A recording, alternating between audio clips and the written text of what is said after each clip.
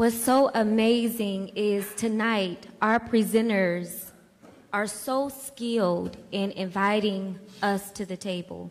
And that's what they will do tonight, is invite us to the table. And it is my distinct privilege and honor to introduce these two people, friends and colleagues from my alma mater, Candler School of Theology, Emory University. Our first presenter, Ms. Georgette Ledgister, is a PhD candidate in religion and social and theological ethics at Emory University. A native of the Democratic Republic of Congo, her research interests focus on the intersection of religion, violence, and peace building. She's really interested in locating agency in conflict and post-conflict contexts amongst the most vulnerable and marginalized of populations, including child soldiers. Georgette has taught and lectured in undergraduate and graduate courses on the Introduction to Religious Studies, Christian Ethics, Theology, Reconciliation and Ethics, Pastoral Care of Marginalized Populations, Conflict Transformation Skills, and Feminism in the African Diaspora. She received her Master of Divinity degree from Candler School of Theology and is a candidate for ordination as an elder in the Methodist Church of Congo. And she resides in Atlanta, Georgia with her spouse, Andre, who is also joining her, and their daughter, Zori, who is 7 months. The Reverend Dr. Gregory C. Ellison is no stranger at Yale Youth Ministry Institute because he presented a couple years ago. He is Associate Professor of Pastoral Care and Counseling at Candler School of Theology. His research examines the intersections of pastoral care, personality development, theologies of hope, and marginalized populations. Dr. Ellison received his Bachelor of Arts degree from Emory University, and then at Princeton Theological Seminary, he received both his Master's of Divinity degree and his Doctor of Philosophy. Now, his first book, Cut Dead But Still Alive, Caring for African American Men, is based on his years of counseling youth and his work with young men transitioning out of correctional facilities. In fact, his ideals have been very influential in my own scholarship. He is currently working on 2 books, one of which will be out this fall. The first one is Fearless Dialogues, Memoirs of a Mystic, Methods of a Movement. And the second that will be out later in the year is Anchored in the Current, The Eternal Wisdom of Howard Thurman in a Changing World. Dr. Ellison has also been the recipient of numerous awards. For example, while at Princeton, Dr. Ellison was awarded the Seward Hitler Prize for his outstanding academic promise in the field of pastoral theology. He was inducted into the Emory College Hall of Fame, the first African-American male to receive this honor, I might add. He also received Emory's Williams Distinguished Teaching Award, which is Emory University's most prestigious faculty teaching honor. And tonight, you will actually get a chance to experience him as a gifted teacher and, as he would say, an animator of dialogue. Dr. Ellison is an ordained Baptist minister who has served Methodist, Baptist, and Presbyterian churches. And I also want to move into what you've seen on this screen, Fearless Dialogues. Both Dr. Ellison and Ms. Ledgister work for Fearless Dialogues. Dr. Ellison is the founding director of Fearless Dialogues, and Mr. Ledgister currently serves as a researcher and the lead animator of Fearless Dialogues. And basically what Fearless Dialogues does is it brings together highly interactive practical workshops and training with grounded theory on power, marginality, and ostracism. Fearless Dialogues has touched over 12,000 people, so all around the world, including 3 continents. And really what they do is create space where people can have hard and heartfelt conversations around difficult and often taboo topics. So just on a personal note, I'm coming to a close.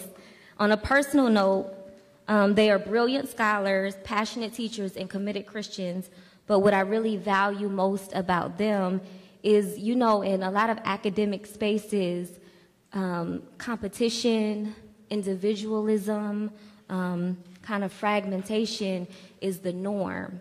And what I see them do over and over and over again is choose being a whole person and being integrated and being connected over the urge to fall into individualism, competition, and fragmentation. So I really value and honor them for that.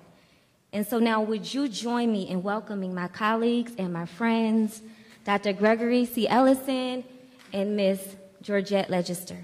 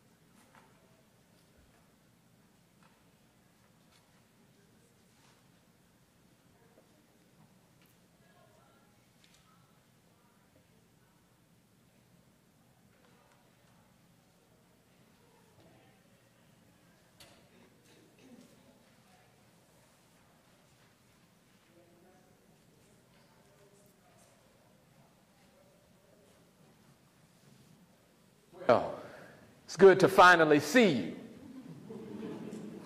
It's good to finally see you. And this may sound strange, right? Because for many of us, we've never been in the same physical space together. But whenever we get the opportunity to stand before and learn with a group of God's people, we take the time.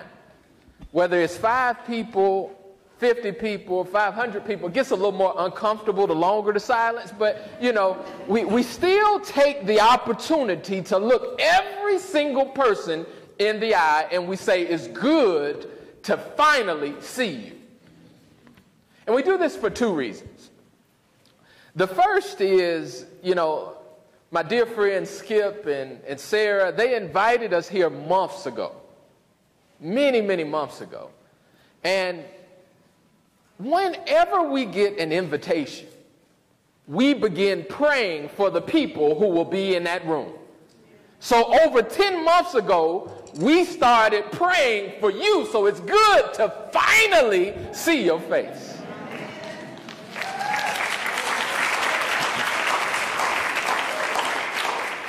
But there's another reason. There's another reason why we say it's good to finally see you. Because we know full well the debilitating destruction, the despair that happens when you are unseen. The last time we were at Yale's campus, we were over at the old refectory.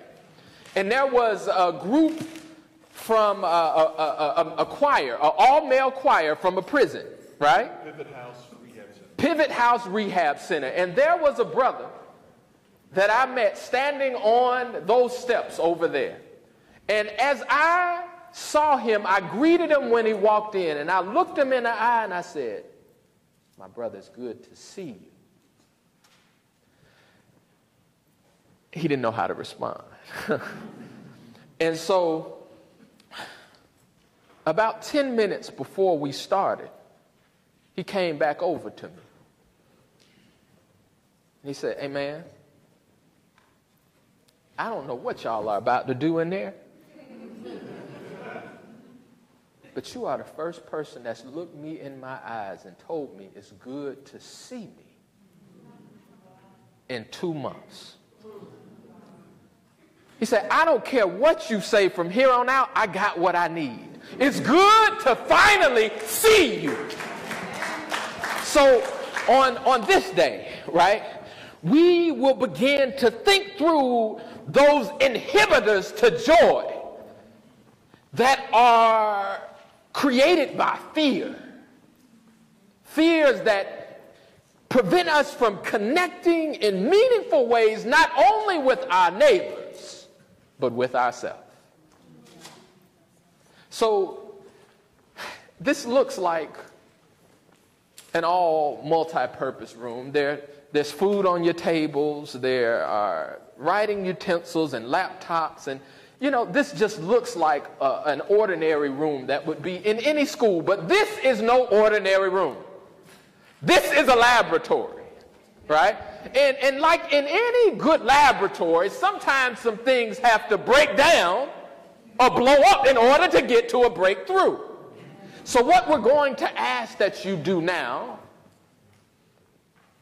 is enter into this journey. There was this old woman down in South Georgia.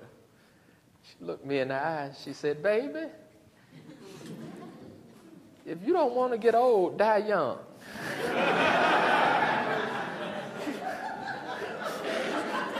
It is an option.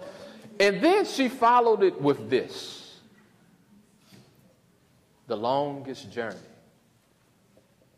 that you will take in life is the trip from your head to your heart. Today we are going on a journey. Hence you will see that you are in the driver's seat. And we're driving from the theory of fear down into our innermost regions. But before we begin to talk about fear, let's just briefly think about our working definition of joy. Now, my dear friend Jojo and I have been wrestling with this idea for the past few weeks, and we came up with this working definition, and we can think through it together. And this will be the longest period of time in which I will speak tonight, because we are the founders of Fearless Dialogues. And if I talk the whole time, it becomes a fearless monologue. So that means that you all have to participate. But let's think very quickly about joy. Joy is a creative and disruptive encounter. My brother, you are joy. And you are joy. Come on. You're joy, right? Now, if y'all could just stand next to each other, shoulder to shoulder, right? I didn't say back to back. Shoulder to shoulder. Yeah, right? So joy is a creative and disruptive encounter. You're walking along one day and you bump into joy. What happens when you bump into joy, even if you are in a sphere of despair? The first thing that bumping into joy does is it is disruptive and it disturbs hopelessness. Right? The hopelessness that is rooted in your life begins to take on a different form. We'll talk about that in a little while. But it not only disturbs hopelessness, it bolsters fearlessness. We'll talk about fearlessness. And then finally, once you bump into joy, hey joy, right? I bumped into joy again, right? it reconnects us to the 4 fundamental human needs that structure our lives. And there's something beautiful about bumping into joy, because I believe that when we experience joy, if only for a small moment, it leaves an indelible imprint on our life, right? It changes how you see and hear the world, but it also reorients our way. Once you have encountered joy, even if only for a moment in your life, hope becomes a little clearer. Your path gets a little straighter, right? It might knock you off the path that you're on, and so now it's reorienting you in a different direction. My friend with the camera can't follow me, right? And then the final thing that we believe that joy does is joy alters our perception of self and others. So tonight, through this work of fearless dialogues, what we seek to do is to create a unique space for hard, heartfelt conversations about how we can push past our fears and reconnect with ourselves and the people around us in a different way. Can we move into the creative encounter? Let us give it a shot. Now, the elephant in the room is the question, what does it mean, or what do we mean by fearless? As Sarah said, Dr. Farmer said earlier, I am originally from the Democratic Republic of Congo. I am a proud and loud Congolese woman. So English is neither my first, nor my second, nor my third language. English is actually my 4th language. And so apparently I don't dream in English. My spouse is here. He will tell you that I dream in different languages. We'll go with it. There's no way for me to verify that. But so I had to learn English, and I had to study the English language inside out. And so when we say the word fearless, we're not referring to fearless as the noun fear with the suffix less, because then that would imply fear and the absence of fear. At Fearless Dialogues, when we use the term fearless, it's a compound word. It's fear plus the word less. And so what we seek to do is to invite you all to engage in dialogue with us with less fear. Yeah. Because we acknowledge that as much as our efforts and our heart's desire would be to create safe spaces in a society that seems so fraught with injustice and problems, we can't guarantee safety. And especially in our work with young people, it would be unethical to demand that youth show up with no fear. Because we are all beings that are being perfected. None of us is yet perfect. Otherwise, I would be afraid that the eschaton is upon us. And so we invite you all to engage in this process with less fear. Because the work of engaging a hard and heartfelt conversation is a sacred one. So that's what we mean by fearless. So in our work, we have had the opportunity to create these spaces for hard, heartfelt conversations all over the world. Sarah has shared with you that we have worked with over 12,000 people since July of 2013, over 50 different communities, right? We've worked in the Bahamas with individuals who were rethinking how international tourism was being affected by crime, mostly permitted by black Bahamian young men. So we brought together unlikely partners. It was activists and educators and ministers, literally the minister of defense. Members of parliament showed up for this conversation.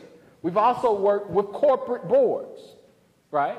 So not only gang leaders, we work with gang leaders in New Orleans, but we work with corporate gangsters, right? So, you know, we've engaged and worked with churches and the communities of faith, all seeking to uncover how can we create community in which we see the whole person before us. But in doing this work with all of these different people, we have recognized that there are 5 fears that stifle conversation. 5. And we'll talk about these 5 fears throughout the course of the night. Shameless plug. I write about this in my new book that's coming out in November. Each of the chapters is structured around one of these 5 fears, but tonight we will live into these fears. We will not only think about these fears, but we will allow our heart to examine the fears in our own lives and the fears that stifle us from community. The first fear is the fear of the unknown. The second, fear of strangers. The third, fear of appearing ignorant. We're at Yale. Right? The fear of appearing ignorant. You know, we were talking to Skip this morning, and Skip said that, you know, students, the greatest fear that they feel is this feeling that they're unfit, that they're unprepared, that they're unqualified to be in the room. The fear of appearing ignorant. The fourth fear, the fear of plopping. Everybody say plop. Yeah, we'll talk about that one. And the fifth fear, the fear of oppressive systems. So now, in this laboratory, can we face our fears together? Y'all here? I am a Baptist preacher. You know me, Rev. Now I'm a Baptist. Are y'all here? Can we face our fears together? Yeah. All right, let's start. All right, I need one brave volunteer. We're closer to New York than we are to Atlanta, so maybe somebody here is from Broadway. If you're not, can you channel your inner Broadway, right? I need one person who can read with some passion, right? Okay, come on, one volunteer. Come on, man. All right. So, on your handout, you will see on page 2 a quote by William James.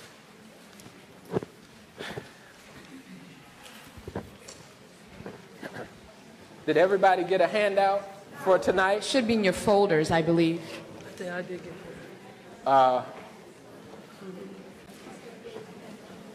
Can I show? Let me show you all what it looks like. It looks like this. Looks like this. If you don't have one, look on with the person next to you, okay? We'll also have it up on the screen. Everybody got a handout?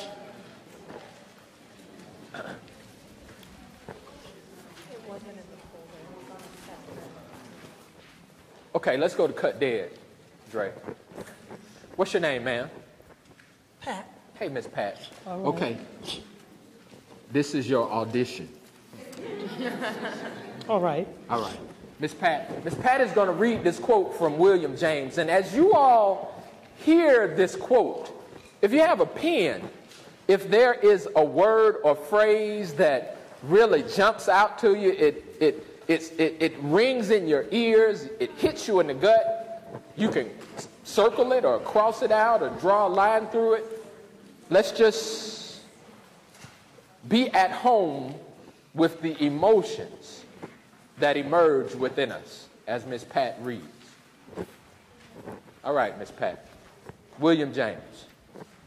No more fiendish punishment could be devised were such a thing physically possible. Then that one should be turned loose in society and remain absolutely unnoticed by all the members thereof. All. If no one turned around when we entered, No one. answered when we spoke, No one. or minded what we did, but if every person we met cut us dead, Cut us dead. and acted as if we were non-existent things, a kind of rage and impotent despair would before long well up in us, for which the cruelest bodily torture would be a relief. Thank you, Miss Pat. No more fiendish punishment. No more fiendish punishment could be devised.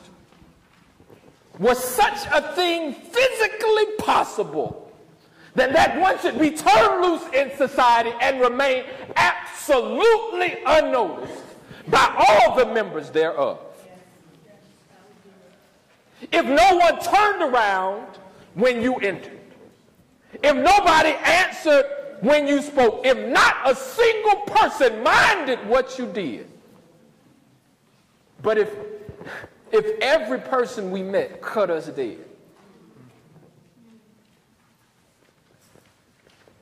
and acted as if you were a non-existent thing, before long a kind of rage. If they acted as if you were non-existent, before long a kind of rage and impotent despair would well up, from which the cruelest bodily torture would be a relief. When you hear those words, what do you feel? Let's talk. Groups of three. Groups of three. What do you feel? What do you feel? What do you feel? Groups of three. What do you feel? Let's talk. Okay, so let me ask you this.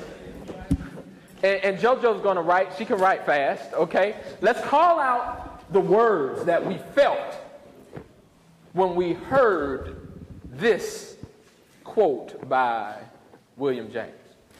Come on, call them out. Call them out. Despair. Terror. Worthless. Hold on. Who said worthless? Why worthless? No value. You're invisible. Back here. Void. Say more. There's an emptiness there. Say it again. Angry. Yeah, so right. Ralph Ellison talks about the anger, right, of people bumping into you and not noticing you. And what happens when enough people bump into you? You start to bump them back, right? Okay. Others. Excuse me. Hold on. Unappreciated. Others. Excluded. Why excluded?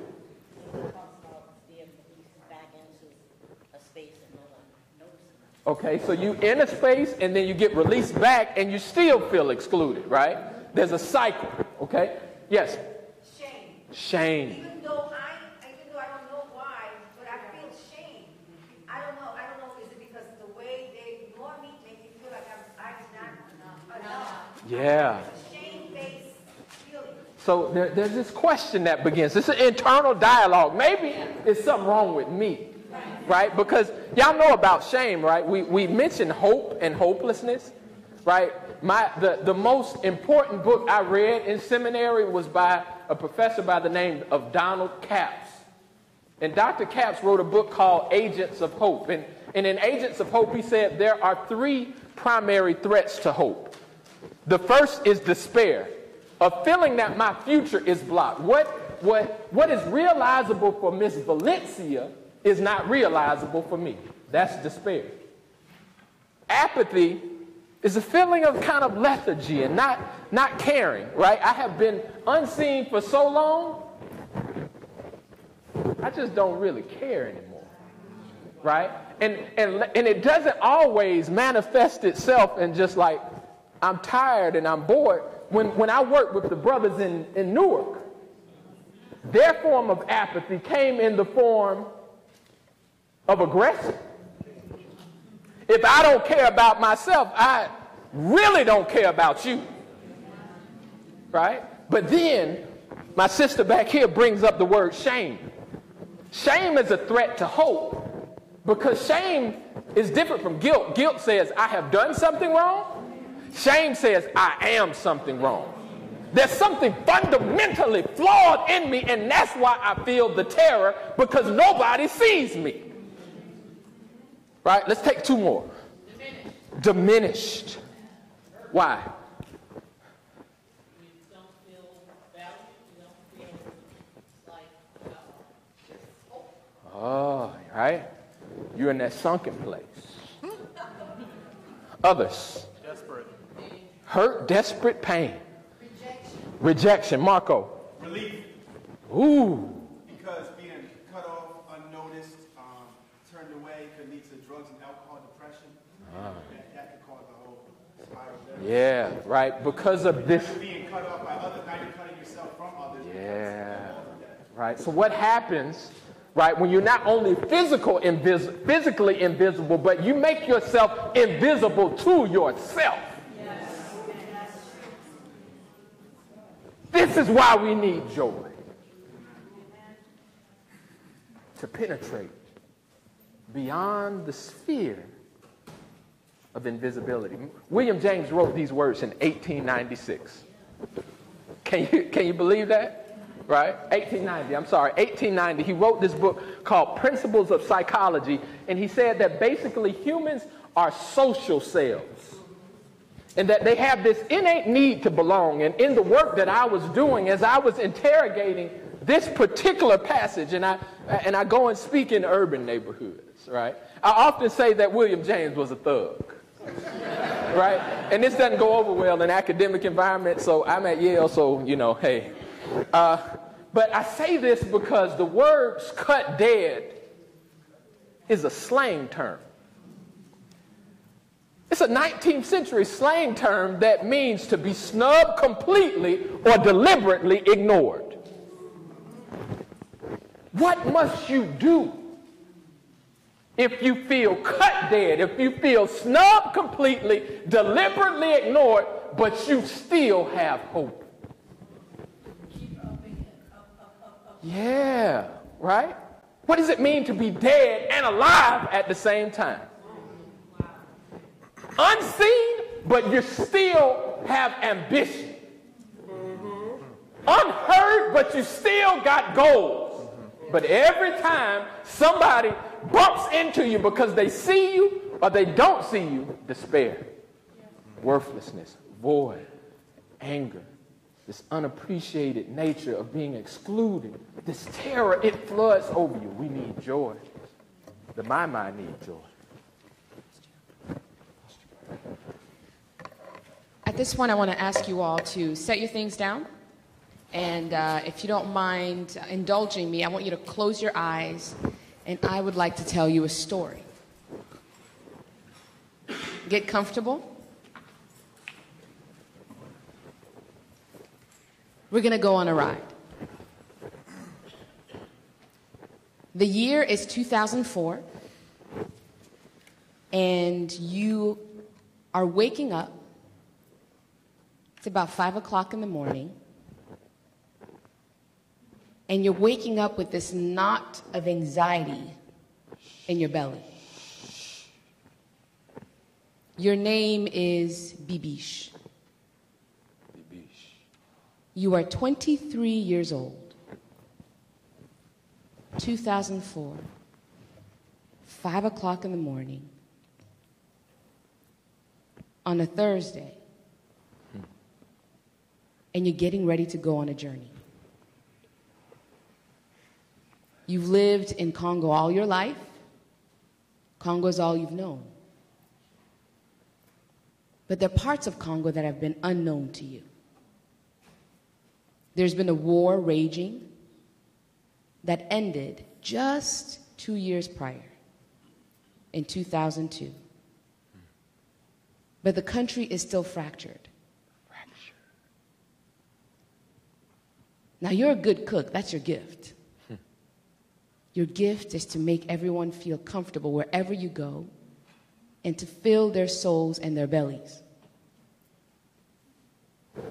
But your belly's filled with anxiety this morning because your boss is taking you and 14 other people into the bush. A 2-hour plane ride from the capital, Kinshasa, to Lubumbashi, and a 1,500-kilometer drive from Lubumbashi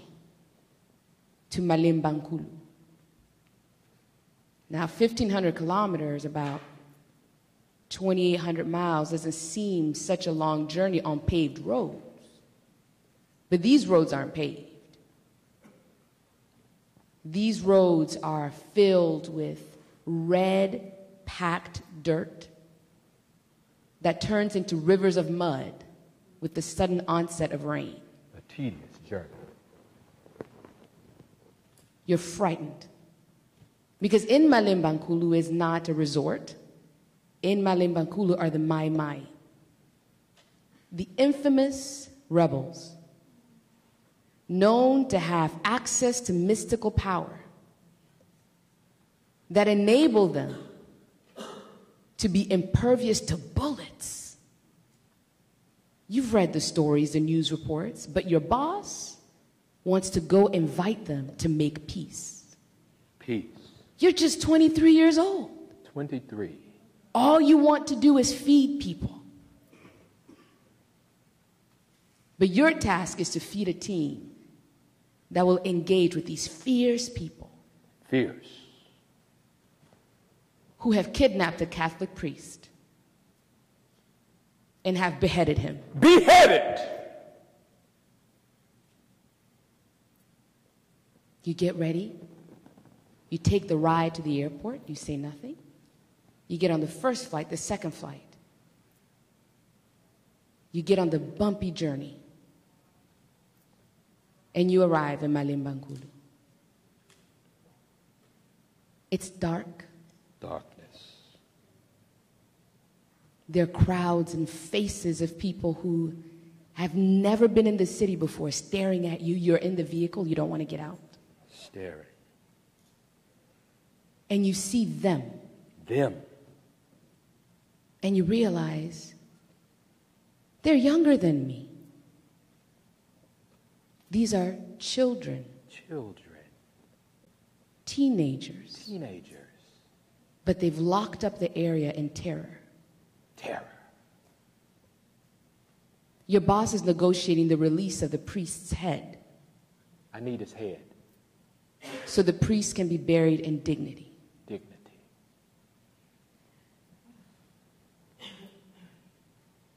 They set up tents. You pretend to go to sleep. I can't sleep. Not here. And the following morning, you have the encounter with the leader of the Mai Mai. You get up early in the morning, you get dressed. You don't know what to wear. What does one wear to go see a warlord? You pray. I prayed that. Because that's what you know to do. I prayed and prayed. Following morning, after breakfast, there's silence in the team because everyone is afraid. Fear. When the leader of the Mai Mai appears at campsite the following morning, he is preceded by the rest of his village with shouts of joy. Joy? Joy? Joy?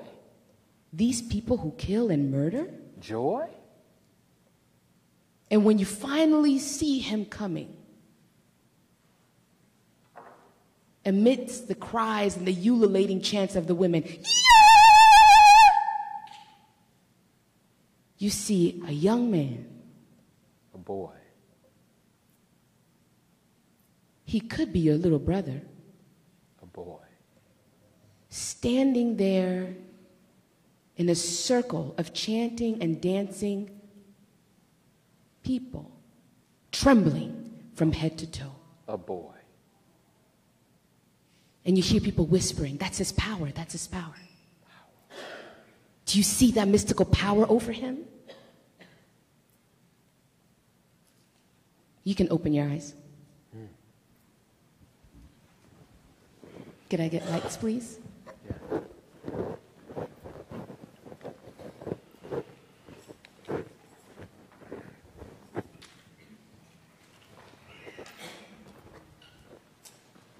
What you just heard is a true account. Bibish is a dear, dear friend of mine. She's practically my cousin.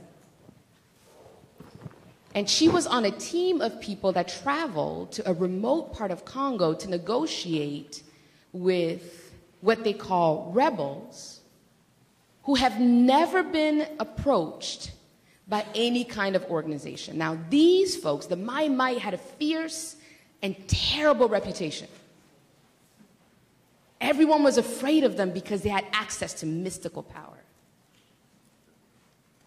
You know, the Congolese 5-year war that took place between 1997 and 2002 was dubbed as possibly the beginnings of the Third World War because it embroiled 9 different African nations. And in a country 4 times the size of Texas, peace was a really fleeting concept. And Bibiche worked for a nonprofit organization, a faith-based Methodist peace-building organization that was asked to go to this area to negotiate peace and to negotiate the release of a Catholic priest who had taken it upon himself to approach the Mai Mai, but unfortunately met with an untimely demise. The founder of this organization, I know him quite well, he happens to be my dad, had a conversation with my mom when the invitation came to go. He said, "This is an invitation to death." And my mom says, "Well, this is not your fight." And I remember the conversation between them, and my father's response was, "Blessed are the peacemakers, for they shall be called children of God." And so he told his staff, and he asked for a few volunteers. He's a Methodist pastor from his congregation, and they went down there. And Bibiche was frightened. Greg and I had a conversation with her about this just last week. She's actually in Atlanta right now visiting our family. And so she said she was frightened because she had watched on television, read on the news. Congo is 4 times the size of Texas, y'all. And the area that's in conflict is the size of Delaware. And so it's a really bizarre experience for someone like Bibiche to read about her own country in newspapers. Because she lives all the way on the other side of the country in another world. And so when Greg and I asked her, how did it feel? She said, "I was afraid." She said, "I saw him tremble." And when I asked people, what's going on with him? They said, well, that's his mystical power. And that power enabled him to fight without the use of bullets. Because the Mai Mai didn't have money for guns. So they turned to mystical power for their strength. And so they negotiated, and they negotiated the release of the priest's head who had been beheaded. It's a long story. You're going to have to read my dissertation for all the details. Shameless plug. But following that experience, so we asked Bibiche, how did it feel once you negotiated the release of the priest's head and the team and the delegation prepared to return? How did you view those Mai Mai? You went into the unknown. That fear of facing the unknown. How did you negotiate that? What did you do? Well, she said, I was afraid, but I had to go. And we're like, well, did you go because you felt a higher sense of calling? She said, no, I had to go because it was my job. Oftentimes in our work, the very first fear that we encounter, whether we're working with young people here in the States, or whether Bibiche facing young people her age who perpetrated murders and atrocities in Congo, fear of the unknown is typically the very first fear that we encounter. I don't know what's going to happen to me when I get there. I don't know where I'm going. I don't know what the result of my encounter with these people is going to be. Maybe for some of you in this room, I don't know what this conversation on fear is going to be about. I don't know if I want to face my fears. Fear of the unknown. The very first of our fears that we're going to engage tonight. The unknown. think for just about a minute. When have you been on a bumpy road into a place that you did not know what waited on the other side? But something said, I must go there. There is a young person. How did you face your fear? Right? But there's also not just the fear of the unknown, there's a fear of strangers. Right? There are all kinds of strangers that we meet on any given day. Right? How many folks drink Starbucks coffee? Right? Come on, y'all. Y'all are guilty, right? You feel guilty. I spent too much money. What, Dunkin' Donuts coffee? Okay.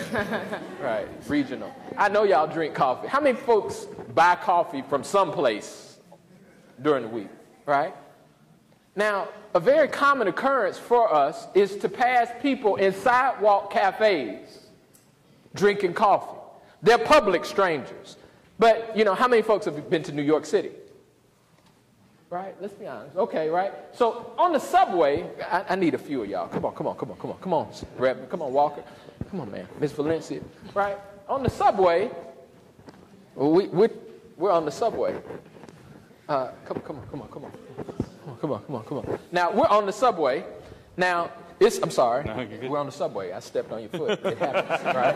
And so we're on the subway, right? And this happens on the subway, right? Right? Y'all know we're on the subway, right? And you're on the rails and you're bumping. Public strangers teach us how to negotiate space, right? Because Steve bumped me. I don't know Steve, but we recognize that he doesn't hate me. It's just the product of my environment, right? We negotiate multiple publics any day, and we encounter strangers there. But there are also familiar strangers, okay? So there are four types of strangers, right? And so each of you, let's imagine, I need a couple more folks. Come on, can you come up? Come up. Yeah, come on. You, yeah. Come on, man. Come on. All right, now, this is a subway stop, right? And you all are waiting on the train. Actually, you're standing on the track, so come over here, right? Now, there was a social psychologist by the name of Stanley Milgram, right? And Milgram recognized that some very peculiar things. No, this is not a subway stop. Y'all, let's do a straight line here. Okay, so Milgram recognized that there are familiar strangers. And so he studied urban phenomena. And one day he decided that he'd do an experiment. And so you all are the same commuters that go to the same subway stop in New York City every day, 5 days a week, at the exact same time. You all catch the exact same train, but you have an unspoken pact that you don't talk to the people around you, right? This is New York City. So what are you doing? Let's just think. Let's put on your Broadway. What are you doing? You're waiting on the subway, reading a book, right? Checking the phone. You got your headphones in, Walker, right? Right? Now, so these people, you got to turn your back to her because you really don't want to see her, right? Okay. Now, these people, Stanley Milgram took a photograph. And this is an experiment.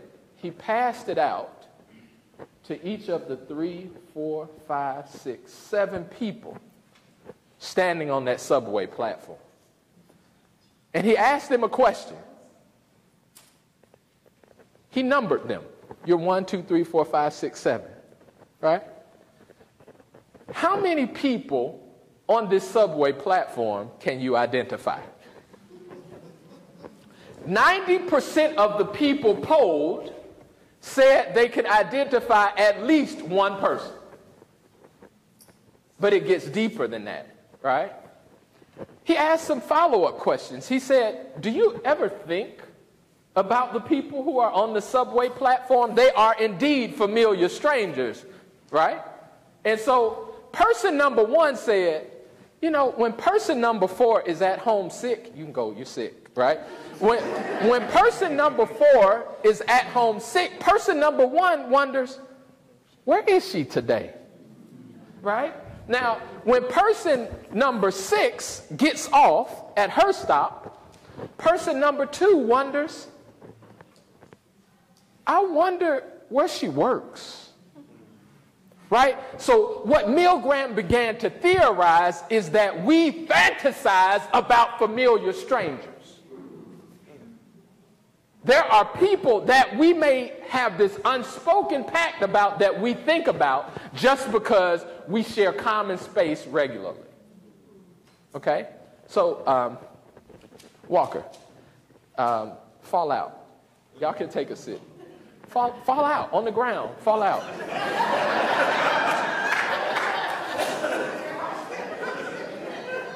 Right. Thank you. All right. Miss Elizabeth. Oh, he said don't take a picture. You're on candid camera, my brother. Okay, now, so Milgram did further studies on familiar strangers. One such study happened by circumstance. There were 2 neighbors. They were from Brooklyn, Walker and Elizabeth. But they had an unspoken pact that they don't speak. But they passed each other at the grocery store. They passed each other on the way to the subway, right? But one day, Elizabeth sees Walker on the floor. She doesn't on the ground. He's on the sidewalk. Elizabeth, actually, Walker, you're a woman. Okay? Right? We're acting, right? So Elizabeth kneels down, right? And she begins to talk to Walker. What is wrong with you? What's going on? You're doing good, right? You're okay. And so Elizabeth calls an ambulance. This is Milgram's study. She not only calls an ambulance, she gathers Walker's belongings, her purse, and she holds on to it to make sure that the EMTs don't steal anything. We're in New York, right? Now, Elizabeth also goes to the hospital and sits until Walker's family gets there. And Milgram interviewed Elizabeth. And what Milgram discovered was that she felt an unspoken bond to the familiar stranger because they occupied a common space. So what we seek to do in fearless dialogues is create crisis moments where familiar strangers, people who go to the same office space every week, folks who sit in the pews together every week, but they never really enter into a space of deep contemplation and conversation with each other until some crisis forms. There are familiar strangers in our midst. I'll be really quick. There are also intimate strangers. You're such a good actor. Come on, sit down, Walker. Thank you, Elizabeth. My father was in the ER about a year ago. My father was a superhero, is a superhero to me. You know, strongest man I know. But he had this surgery that went bad. And so now my father is laid out with tubes going down his throat. This man who I thought was the pinnacle of strength looked frail. Looked frail.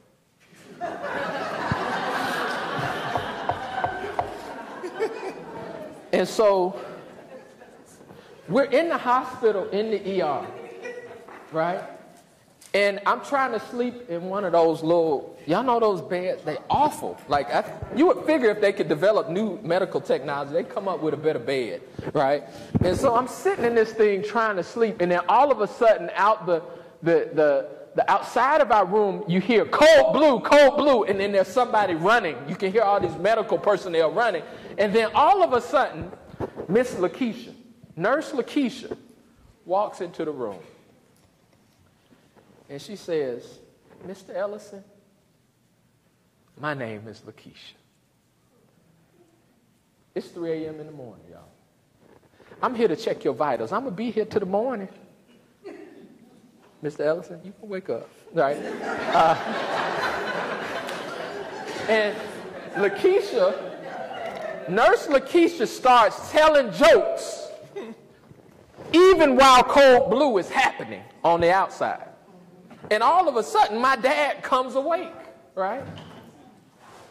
And he starts laughing and sharing intimate truths that I had never heard with Lakeisha, right?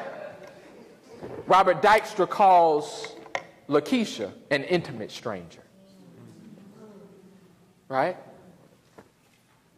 She's an intimate stranger. How many times have we encountered people that are extremely different from us, but in a period of crisis, it may not even be a crisis. You may be sitting on an airplane and you share your deepest and most intimate truth because you never have to see him again.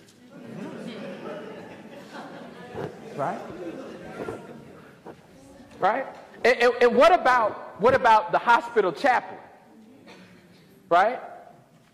The hospital chaplain who comes in, this is what my professor Robert Dykstra talks about in his chapter entitled The Intimate Stranger. He talks about him being a chaplain and walking into a hospital room, and the mother is crying and she's saying, I hate God. I hate God.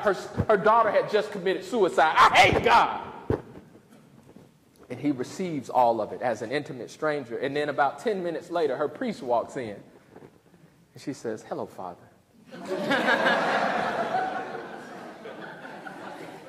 Right? As a youth worker who comes bringing joy,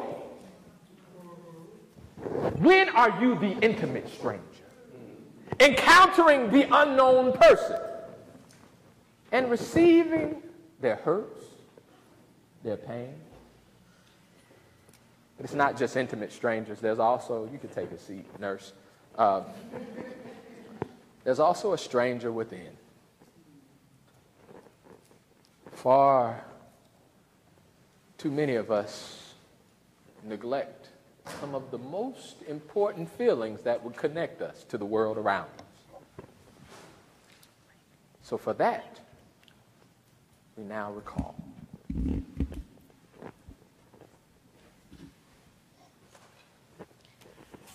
Thank you, Dr. Ellison's dad. You may take your seat.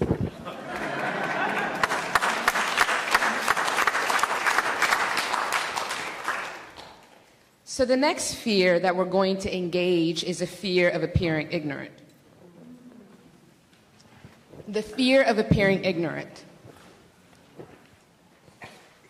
In the story that I told you about the Mai Mai, when my father finally sat down with their leader and asked them, why did you kill this priest? In that conversation, he said, the priest came in here without invitation and began to tell us what was wrong with us. And he never let us speak. So this particular clergy person, well-intentioned, great motivation, a lot of passion and courage, entered into this community and spoke and spoke and spoke and spoke and spoke until he angered them. And their most violent colonel killed him on the spot. Earlier in our introduction, Dr. Ellison mentioned that when students or people are afraid of appearing ignorant, we tend to fill space with empty words. It's interesting, in Christ's ministry, Jesus makes a commentary on prayer that is filled with empty utterances. When we are afraid that we will be found out, we begin to fill the space with empty words. And it ultimately led to this man's demise. So in this process, we're going to do another experiment. This is a laboratory of discovery. I'm going to invite you to engage the images around the room. Now, I can't take you to Congo with me. I cannot put you in a context of war and conflict. But what we can do is, through a set of provocative images that are displayed all around the room, we want to invite you to what we call the museum vox ocular. The museum vox ocular. Vox, voice. So we're going to invite you to engage narratives, stories that you hear through the images, and ocular scene. Now, this museum experience, unlike your typical museum experience, invites you to engage these images in a multidimensional way. So when you look upon these images that are very provocative and intentionally so, we want to invite you to look at them deeply. If they're persons pictured, look into their eyes. Look deeply at these images. And we want you to answer 3 questions. The first is, who do you see? Who do you see? And these questions are also in your handout. The second question that we want you to answer when you look at these images is, who don't you hear? Now, I know that's a counterintuitive question when you're looking at an image to be asked who you don't hear, but have you all heard the saying, a picture is worth 1,000 words? Yeah. So when we look at images, stories and narratives begin to bubble up to the surface. Attend to those, set those aside, but we want you to focus on the voices that you don't hear. Who is muted? Whose stories don't come to the forefront? What communities are screaming from the shadows, unheard? The third question that we want you to answer is, where's hope? Where is hope? Hope is the engine for the work that we do. Hope keeps us going even in the most hopeless of situations. Bibiche had to have hope that her presence in that community, even if it was to feed the folks who were negotiating peace, could contribute to something.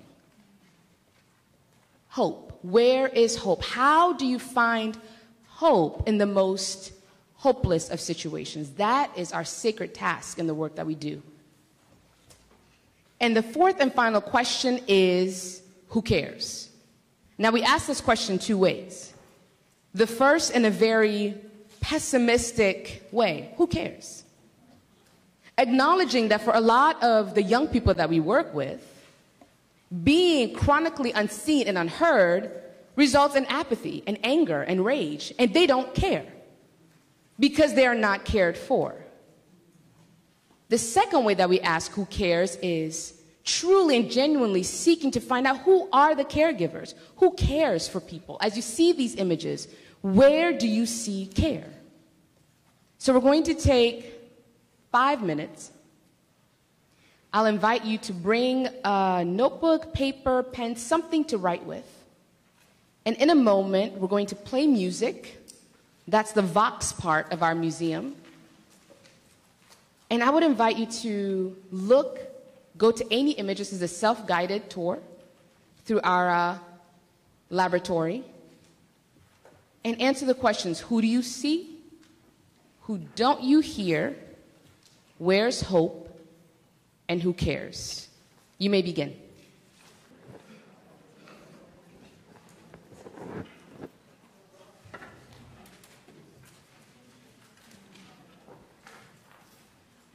So as you take your seats, let's talk a little bit about these questions and the images that you engaged. The purpose of the Museum Vox Ocular is to offer the communities that we work with an opportunity to engage intense trauma, suffering, challenge, pain, and to develop practices to respond to them without appearing ignorant. So what you just did was encounter difficulty And the practice that we're going to develop is speaking meaningfully, reflecting meaningfully on these intense images that you saw. So who did you see? Who did you see?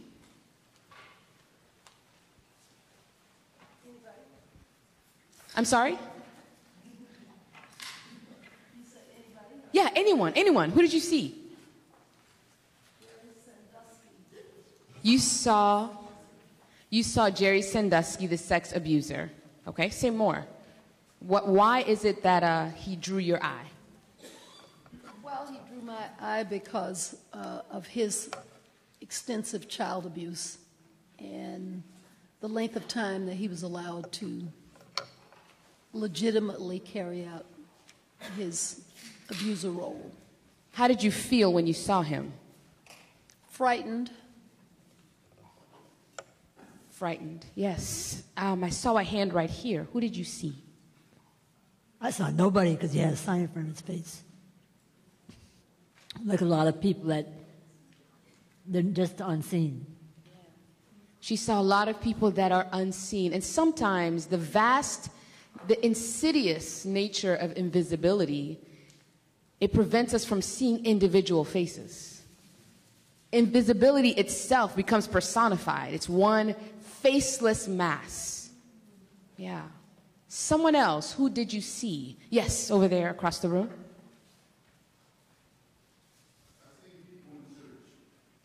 People in search. Can you say more? No matter what image I saw, or even if it wasn't a person or more than one people, you see them searching for something. And it could be searching for the truth. And if you look at a lot of the different images you see up here, like one's behind me where a guy's standing there with a shirt off with a whole line of police in front of him. He's searching for something. So, and that's what I saw. I saw a lot of searching here. Searching, absolutely, Hey, absolutely. Jojo, can I ask another question? Sure.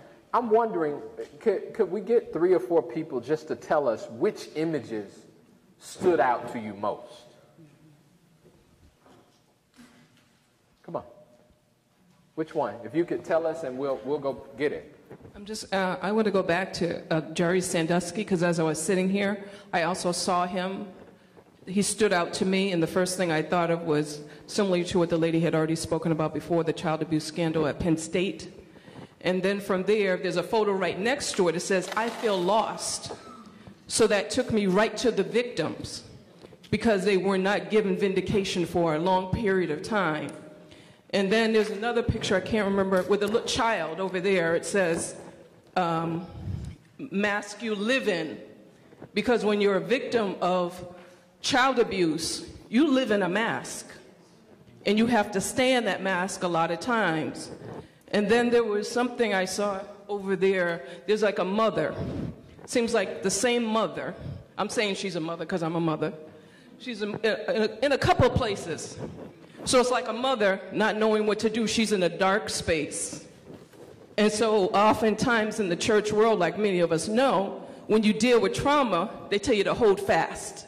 And there's something over there that says, hold fast. There's 2 hands. I asked someone to read it for me. But it's 2 hands that say, hold fast.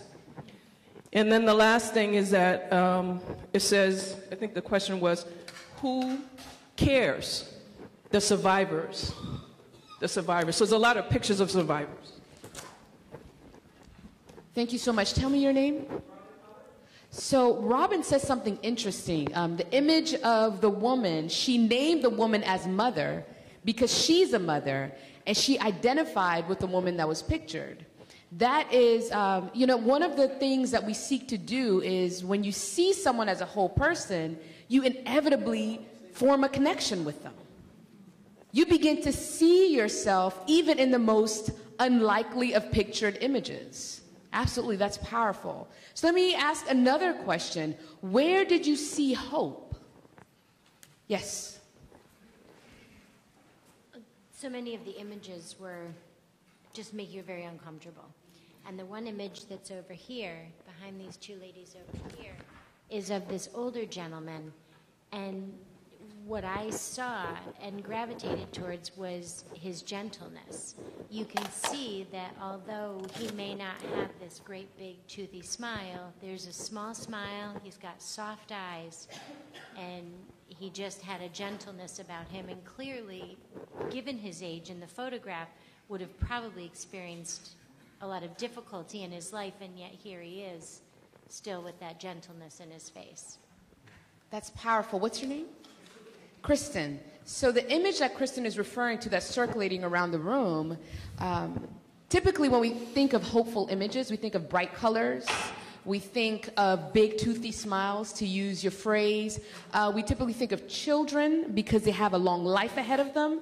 But Kristen saw hope in an elderly African-American male, quite a different social location from yours. But she looked deeply enough to begin to see hope where otherwise she wouldn't. Because of the way our society is set up to divide, to exclude, to differentiate, Kristen looked deeply enough and saw hope in someone who otherwise would be an quote-unquote other. The other thing is, the reason I looked at that as well is because when it asked, you know, if this person was your teacher, what would you ask him? And that was what drew the hope, was how could you live the life you've lived if you've lived a certain type of life, and how do you still have that softness and gentleness and haven't become angry and unwilling to let go of things that may have inhibited you from finding your joy. That's powerful. And that segues perfectly to our next question, which is, these images are your teacher. So what would you ask, what question would you ask, as Kristen did, of this man that was pictured, about the state of young people today? What question would you ask them? She asked him, how do you maintain hope? You've lived a long life. How do you still maintain hope? What question would you ask to any one of these images on the wall? Yes.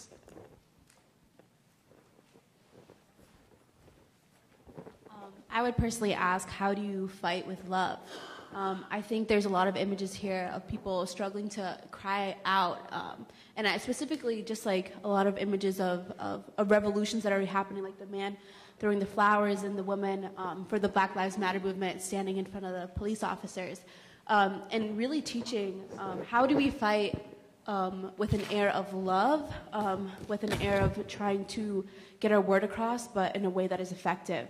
And I think our generation is very passionate, has a lot to say, but a lot of times we butt heads with older generations. So my question would be, how do we join forces to fight with love rather than with hate? That's powerful. I think it's interesting that you didn't ask why fight or what are you fighting for, which is oftentimes, I think, where we get caught up in our work with young people. We want to assign a cost to them. You need to fight for this. This is who you are. You need to focus on that. But I think your question is powerful because you asked your teacher, how do we fight? Fight we must, but how do we fight with love? How do we channel the energies and the passions of young people who are not satisfied with the status quo? And how do we do so faithfully? How do we accompany them in their pursuit of justice? Let me get one more. What question would you ask of these images that are your teacher? Yes.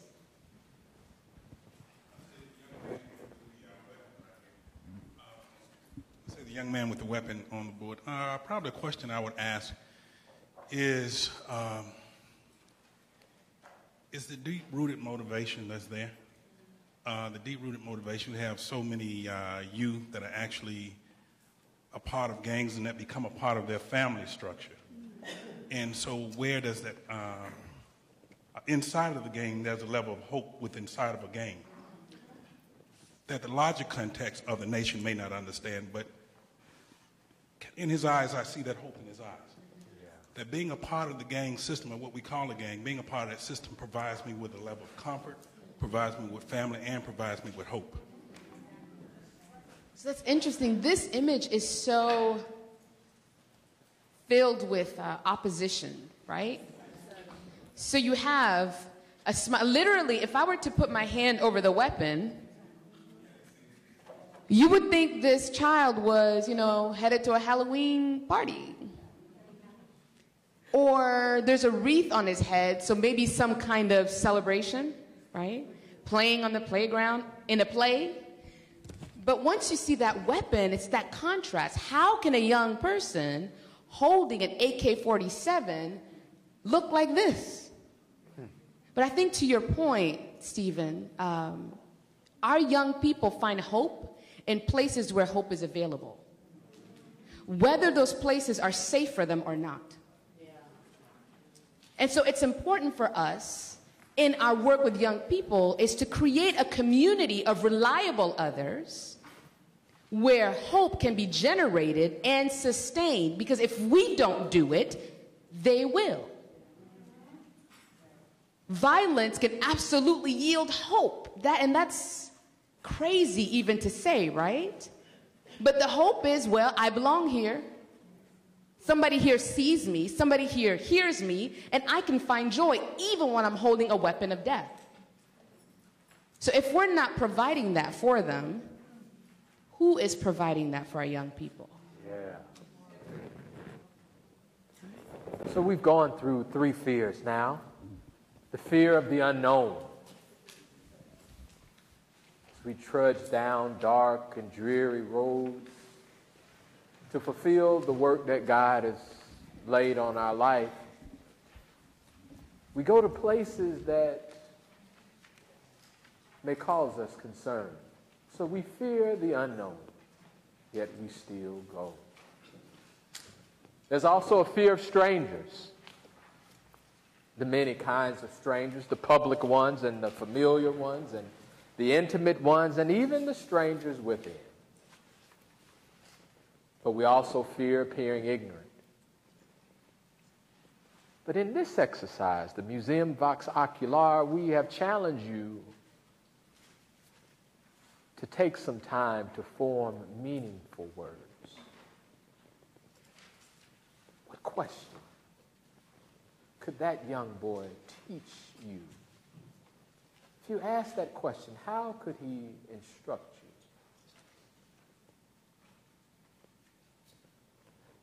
you? Now we move into the fear of plopping. Fear of plopping. So I need about 7 or 8 people to join me around this circle in their chairs. Come on. Walker, you still here, man. Come on, Walker. Come on, sir.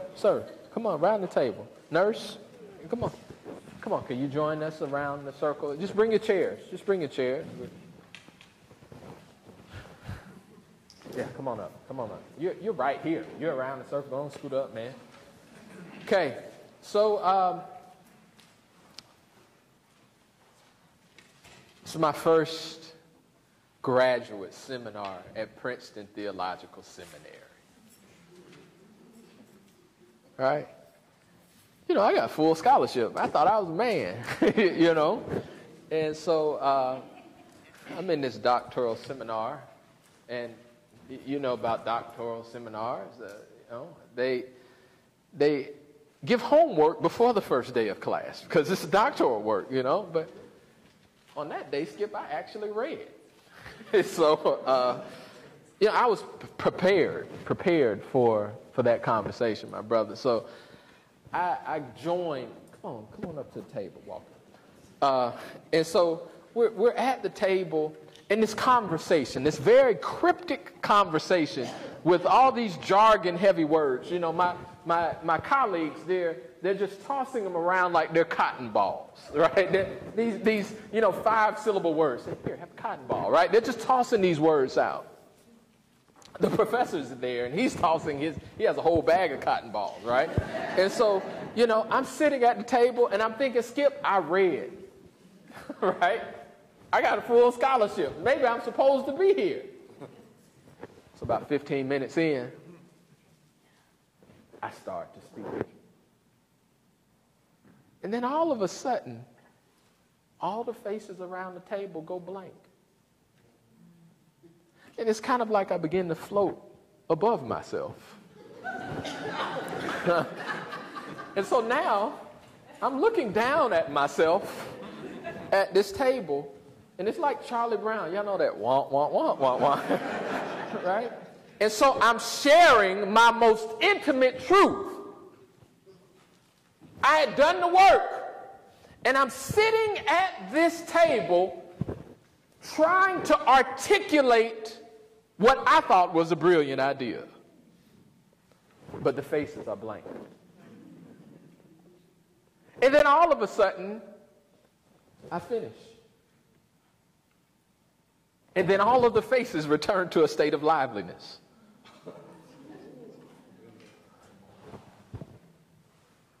Five minutes or so goes along.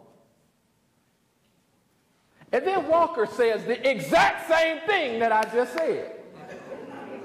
And they said, Walker, that's brilliant.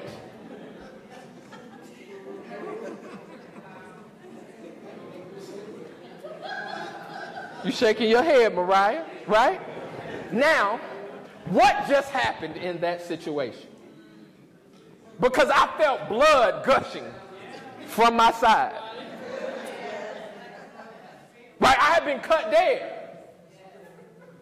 And I'm sitting in this circle on the first day of class, 20 minutes into what could be a 5 to 7 year program.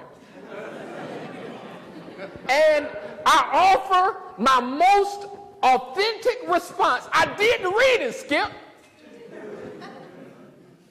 And it hit the floor. Everybody say plop. Plop. Plop. What does it sound like? What does it sound like? What does it sound like? Come on, what does it sound like? For real, what does it sound like? She said it sounds like poop. You got little kids, don't you? Only folks with little kids call it poop, right?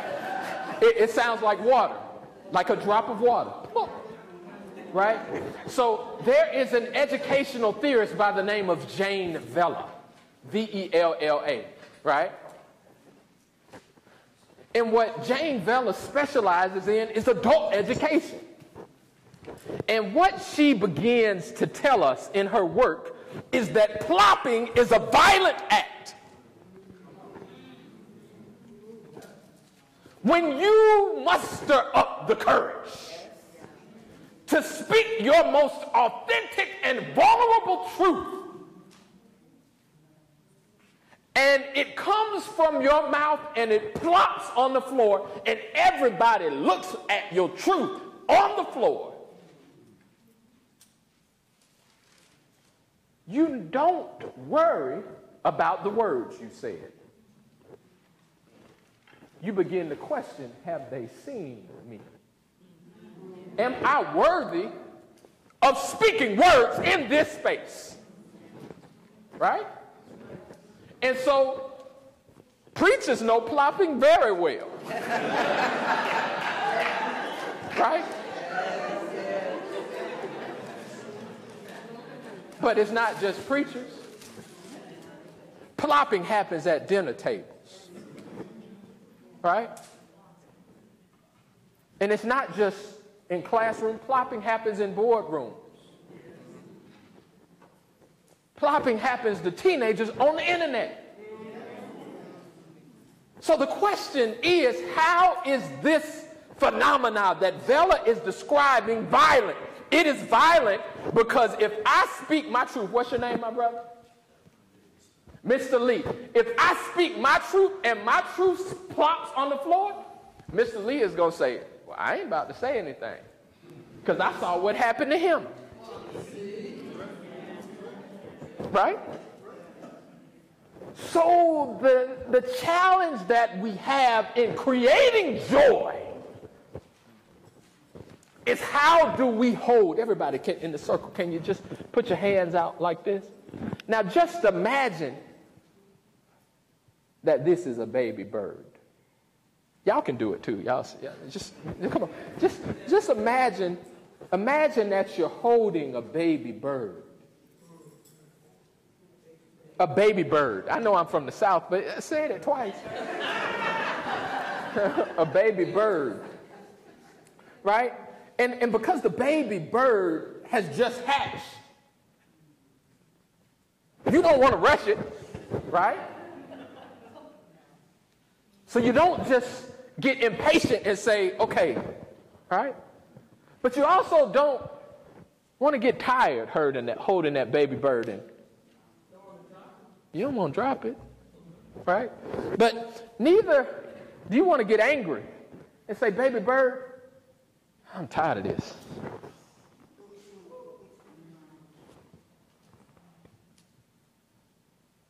What we're asking you to do is to hold the baby bird close.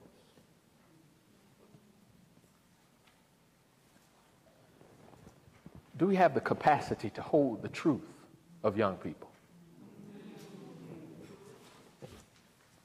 The capacity to allow them to speak in their most authentic and vulnerable voice and not allow those words to plop. Because when they plop, they don't just feel, oh, I'm insufficient in terms of my thinking. They feel that I am an insufficient person.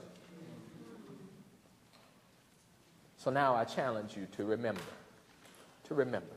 Thank you all for sitting at the table with me. I challenge you to remember. Remember, if we could get one more volunteer. Oh man, where's the time going? One more volunteer. Come on. Okay, so we're now going to ask that you all would put everything down.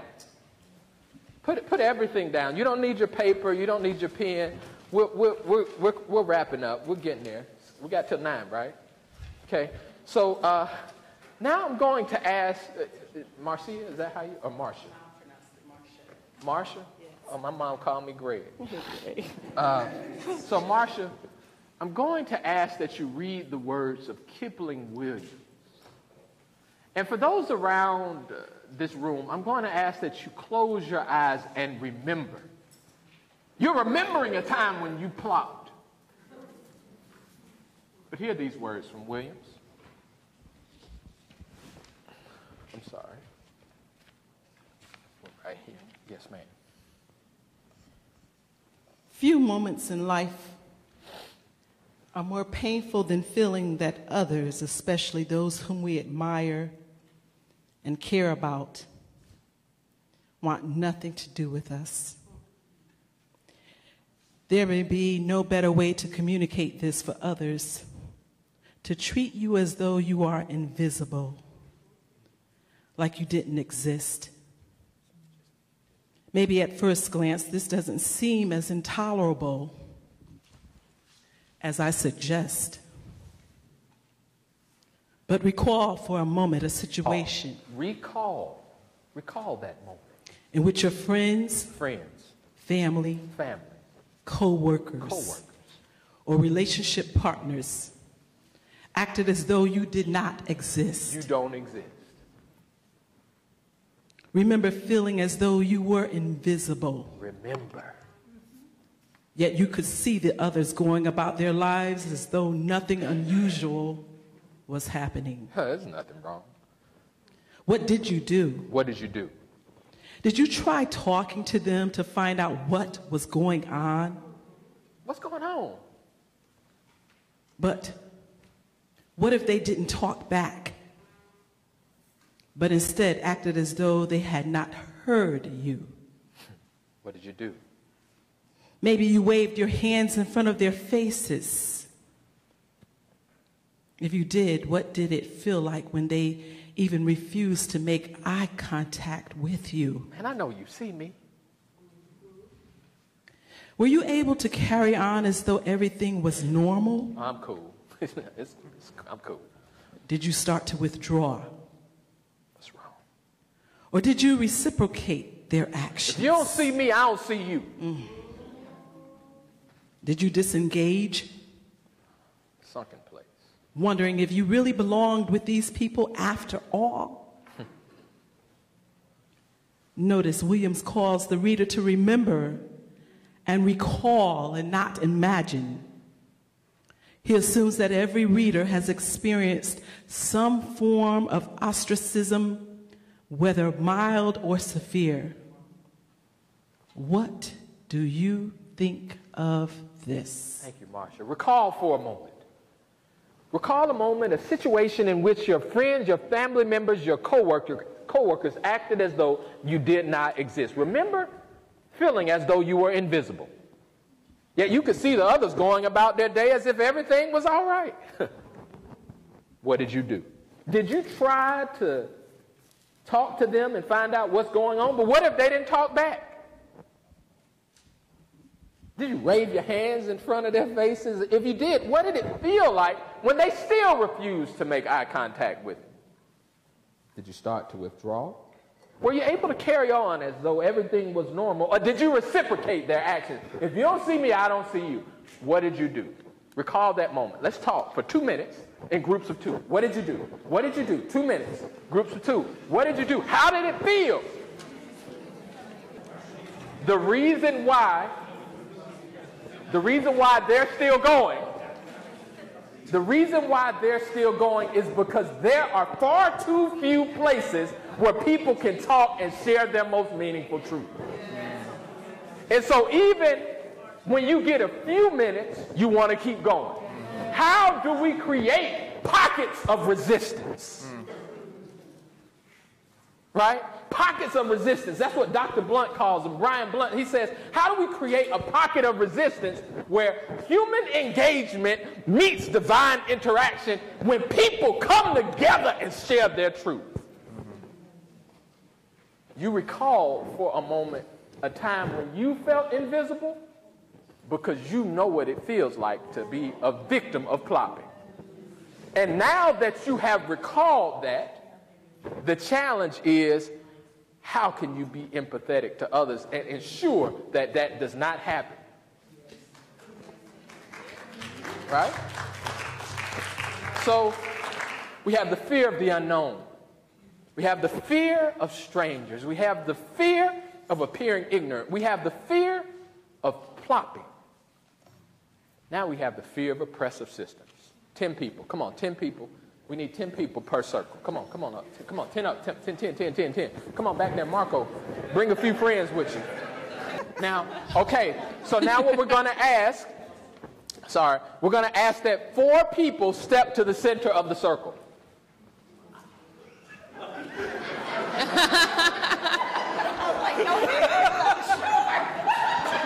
Okay. So if you're on the edge of the circle and you're really close, we're going to ask that you move back as far as you can, right? If you're seated around the circles, could you all move back a little bit? They're going to need a little space. Can we move these chairs back a little bit?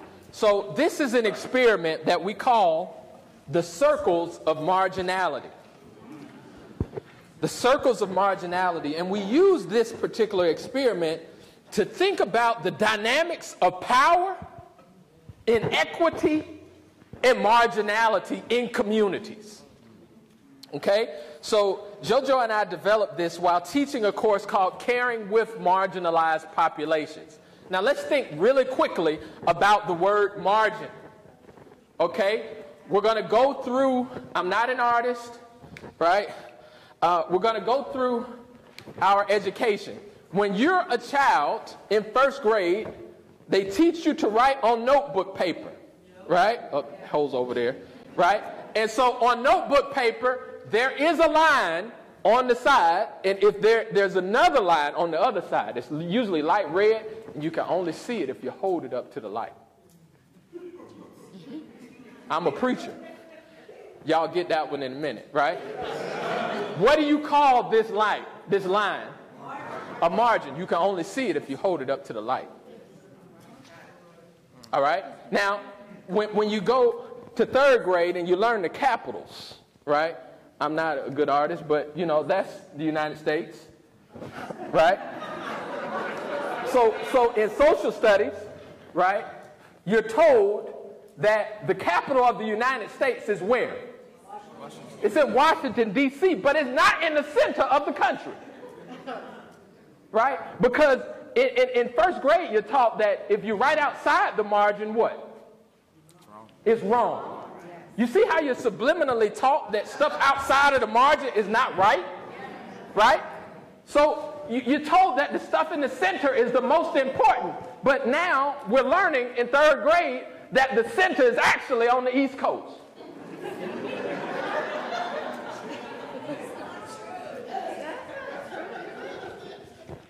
It's 2017. Okay. So it's not just here. We get a little older and we learn that we measure from the center to the edge of the circle, and they call it what? Radius, right? And they put a little symbol there. It's pi, right? And the center is the point in which you begin to measure. The perimeter doesn't matter as much. Let's go to biology, right? I'm not an artist, but what's the thing in the center of a cell? The nucleus. The nucleus is at the center. It is the life force of the cell. Everything else outside is kind of marginal. Do you all see the images that we are being taught early in life about margin and center? So this comes from a very interesting article written by a sociologist named Michael Hurley, and he asked the question, whose, WHO apostrophe S, on whose margins? And that's how we developed this particular experiment. So in this experiment, I will have the people at the center of the circle gathering closely, and those on the outside of the circle, I want you to put your handouts behind you. So don't look at your handouts. The folks at the center of the circle, your task is, so Karen Scheib, pastoral care theologian in Candler, does work on ostracism and invisibility with elderly women. And she theorizes about the power of language. And she argues that in the way that language defines, language also excludes. And language is power. So in your hands, those of you at the center of my circles is power. So your instruction is to read, if you will turn to page, oh, you don't have, okay. Yeah. Make sure you have a handout, folks in the center of the circle and the outside. So your task is to read number 4 on your handout to one another. Now listen clearly to this instruction. Language is power. You are at the center. You are the nucleus of this community. Read the words. Share your power only with other people in the center.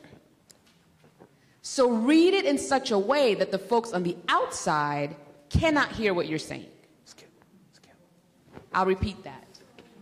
Read the words in the 4th passage, number 4, page 3, in such a way that the folks on the outside of the circle cannot hear your words. Now, for my people on the outside of the circle, you know that power resides within. You have not been dealt a good hand in life. Your task is to survive. Your task is to hustle and to make it work. So that means that you never stop moving. I want you to walk around the circle and not stop until they're done reading. But you're constantly walking. You recognize powers in the center. Yes. So you got to try and figure out what they're saying because they're probably talking about you. Yep. People on the outside, make sure that the paper is behind your back. You cannot cross over the tape. Everybody moves clockwise. Everybody moves clockwise.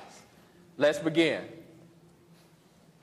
If you're on the outside, pay attention to what happens in this experiment. Mm-hmm. Think about who's on the center. Oh, you messing up traffic. You got to go that way. Absolutely. So for those of us seated, We are the ones who have the privilege to observe tension from the comfort of our homes, our television screens, our social media timelines. We have the option to opt in or to opt out. So observe what's happening. Pay attention to the dynamics. Notice what the outside people do or don't do. We got an inquisitive bunch in the middle right here. People over here don't care. They just working. They're laughing. Look at them. They're laughing in the center. It's just a game to them. Who's in the center? Now, my outside people, don't step on that tape. Yeah, it's electrical. This is a wall that divides. What is this wall? We're going to build a wall. What's the wall? How much does it cost? Right? What kind of wall is it? Is it a gated community? Huh. Is it a university that only admits certain kind of people? What's the wall? Is it a church that only wants people who look like us and talk like us and think like us? What is the wall?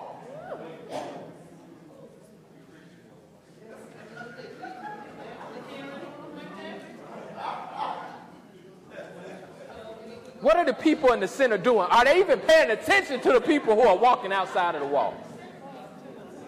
Once you finish reading number 4, raise your hand if you're in the center.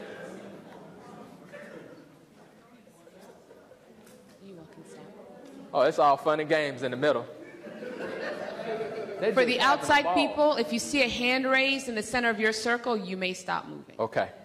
All right. Now, if you're on the outside of the circle, I need you to talk with the people around you and just share what you observe. We're going to iteration number 2. Yeah. All right, so next iteration. This time, I want the people in the center of the circle to hold their handouts behind their backs. You may not look at them. This time, power has shifted to the margins. Ooh, yes. Yeah. So for my outside people, remember, just because you have power doesn't mean you're in the right position in society. So you still have to continue to hustle. You're still not in the center, so you keep moving. Keep walking around the circle, and this time you all will read the first paragraph of number 5 to one another in such a way that the people in the center cannot hear you. Right? So you got it? The people on the outside are moving, and they're reading to each other. You may begin. Trying not to let the people on the center hear. Okay, let's begin. Oh, are there any organizers in the room?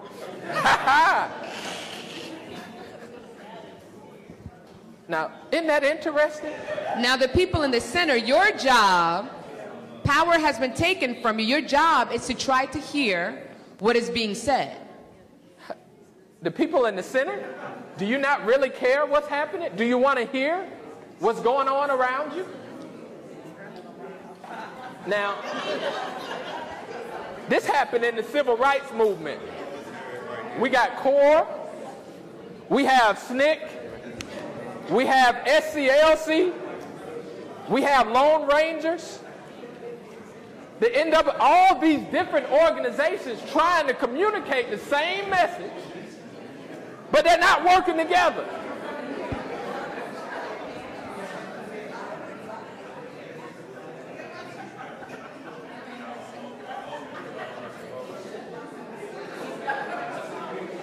Are they working together?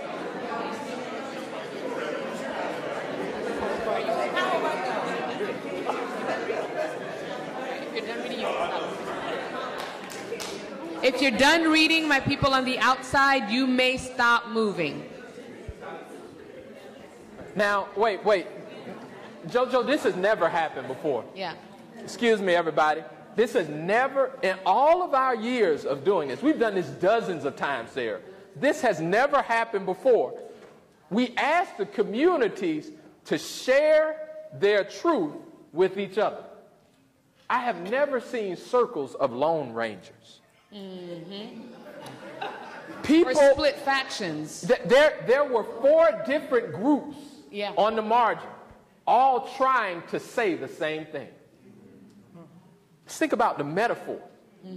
Right? We're all trying to get to the same place, but we're not working together. Right? I think about the work done by the Black Lives Matter folk and the elder statesmen in the civil rights movement. Right? We're not talking together. And we want some of the same things, but we cannot get to that place if we walk by ourselves. There's power on the margin. Yes, ma'am. Well, and the person in the middle here, she couldn't figure out what group to go and listen to. I mean, she kept trying to get any group to listen to and was bouncing around because there were so many different groups. So what happens? What happens when there's power on the margins, but it is so divided that the power is irrecognizable?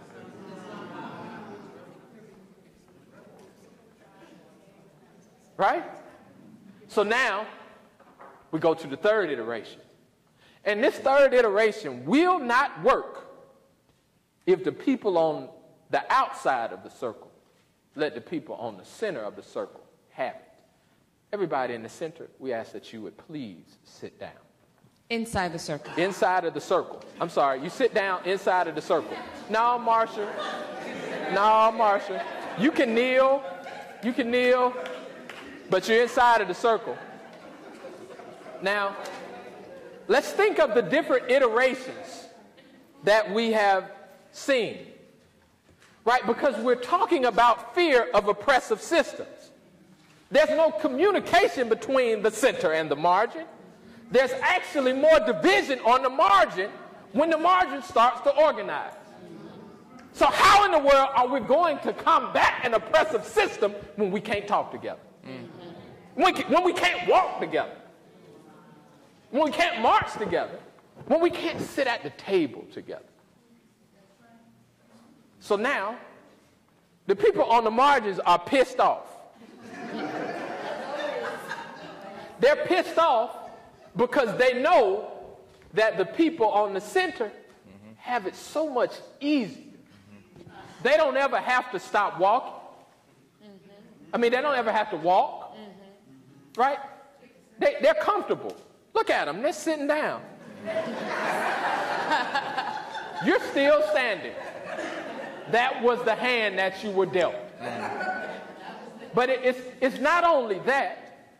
They can share information that informs the quality of your life easily, and you will never know. The system is oppressive. But that's not it. Even when you try to organize, they try and hear. And you really pissed off. Iteration number 3. So in this iteration, my outside people, you will read the second paragraph of number 5. My inside people, put your handouts behind you. You will read the second paragraph of number 5. You will keep moving around the circle, but this time you are going to yell every word that you read into the ear of the person in the inside of the circle. Now listen. I know that we are dignified people. But this is an experiment. This is an experiment. My outside revolutionaries, this is an experiment. And if you do not yell, it will not work. I mean, you are yelling. They shared all the information about your community. You recognize that they are gentrifying your community and the area that you lived in with your grandma for the past 3 generations. They're tearing it down and they're building new condos. You are pissed off. So if you don't yell at the people in the center, what's wrong with you? All right, you ready? Paragraph number 5. All right. Let us begin. And keep moving. Keep moving. And keep moving. Let's go, Yale. Get down. Get down.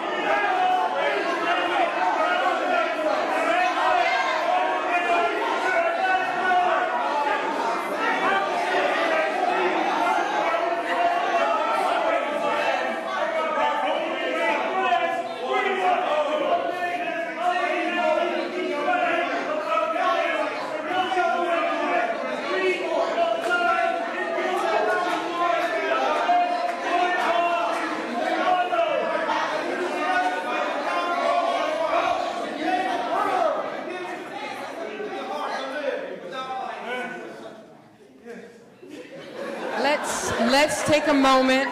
Let's sit for a moment in the intensity of these emotions.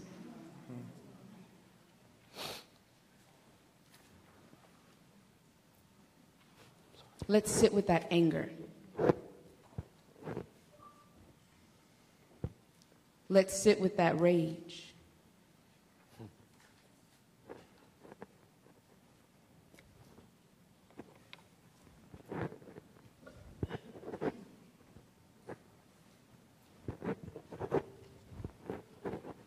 Our outside revolutionaries, thank you so much.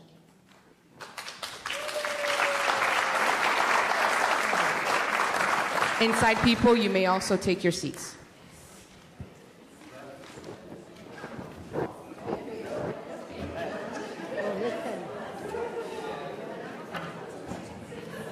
So, we only have a couple of minutes left. But if we did not kind of discuss this pedagogical moment, we would miss something. Yeah. How many of you who were observing, right? My brother here. Robert is still trying to catch his breath. Right? Robert yelled at the top of his lungs. And to be on the margins, living every day, trying to be heard, is exhausting. It's exhausting. Now, it's very interesting. We've done this experiment before, and we've noticed people close their eyes, cover their ears, as they're sitting in the center. Right? Now, it's interesting that we could just tune out the white noise and retreat to our places of comfort. What are your places of comfort? Could it be your education? Could it be your workplace? Could it be your congregation? Could it be your theology? Right? But there are also people on the margins who also cover their ears. Yeah. Yeah. And they just keep walking, hoping that at some point somebody will bump into them, hoping at some point that joy will move into their life, that someone will take just a minute to turn their way. Oftentimes when we do this experiment, the people on the inside of the circle, when it gets really loud, like we did a shortened version today, but we usually read the whole thing. And by the time it's over, the people in the circle are huddled together so tight, right? Because what they're seeking to do is to inoculate themselves from the fear around them. We don't have the chance tonight to do the final iteration of this particular experiment. But what we do in our classroom spaces and when we work with communities is the last thing we do is we turn off all of the lights. And we ask everyone to take out their smartphone, because most people, except Skip, have a smartphone. And we ask them to turn on the flashlight on their smartphone. And as they are reading, we ask that we try and find a way that everybody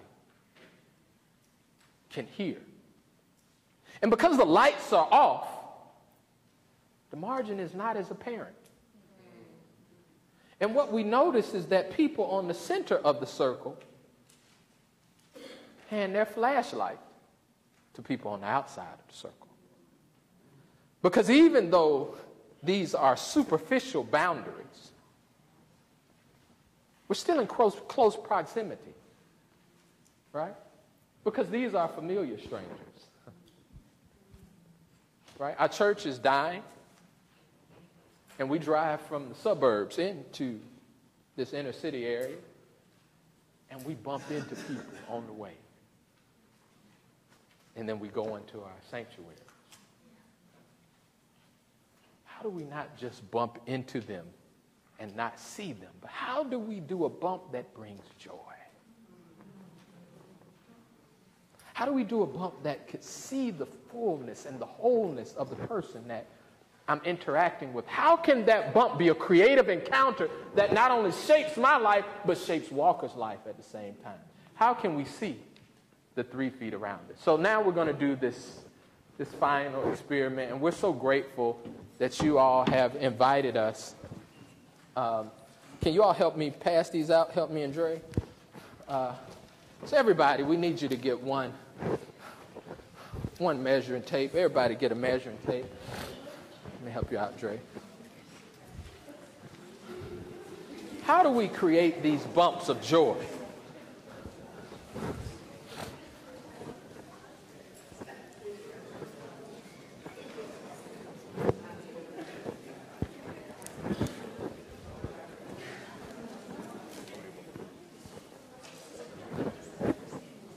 Some right behind you.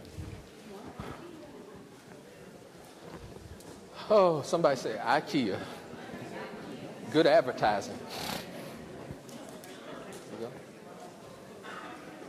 go. Okay, does everybody have one? If you could please. Extras right here. I'm sorry, Skip, we'll be done in a minute.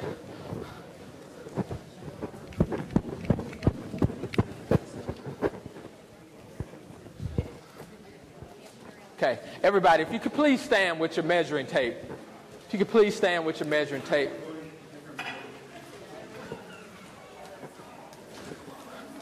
So we've talked about these 5 fears. You want to stand with me, JoJo? We've talked about these 5 fears. Could you? We've talked about these 5 fears. The fear of the unknown. The fear of strangers. The fear of appearing ignorant, the fear of plopping, the fear of oppressive systems. But we've also talked about how joy could interrupt and allow us to fear a little bit less, so we could hold the bird and not drop it, so that we could work together around the margins and in our centers. So now, the way in which we seek to create change is what we call the 3 feet challenge. So I'm going to ask that everyone would just hold their measuring tape up. Everybody hold up your measuring tape.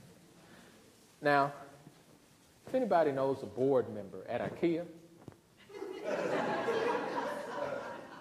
We've given out 12,000 of these measuring tapes. It's a good advertisement for them. But now I'm going to ask that you would put one edge of this measuring tape at your navel, your belly button, and just move it around, right? Don't hit anybody, but, you know. This is 3 feet. Now, just think about the people that cross within your 3 feet, right? The many people, the public strangers and the familiar strangers and the intimate strangers that cross within your 3 feet. Now, everybody, one more time, if you could hold it up. We're going to offer to you what we call the 3 feet challenge. Now, it may be no surprise to you that I was a strange little boy. And I grew up in Atlanta in the shadows of the MLK Center, listening to Outkast, right? And I was about 6 years old, and I was sitting on the porch with my Aunt Dottie. I said, Aunt Dottie, what can I do to change the world? I was 6. My Aunt Dottie said, baby, I don't know how to change the world, but I can change the 3 feet around me.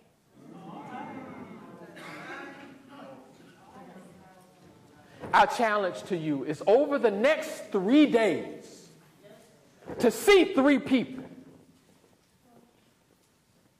to see them. Don't cut them dead. To hear their story. Don't drop the bird. And when you see and hear them, we want you to write their names, those 3 names on this measuring tape. And then we want you to place it somewhere where you can see it, to serve as a reminder of your responsibility to see and hear those who cross within your path. Every now and then, you know, this has changed my life. I go through the grocery store checkout line, and I hang up the telephone. And I say, Janice, it's good to see you. How you doing today? Sometimes Janice turn her head to the side. And she'll say, I've been standing here for 7 hours, and you're the first person who called me by name and asked me how I was doing. How do we bring joy? In very small increments. This is our challenge to you. These are hanging over prison beds, in corporate boardrooms, and in the back of soccer mom cars. This is our challenge. The longest journey you will take in life is the trip from your head to your heart. Peace to you on the journey.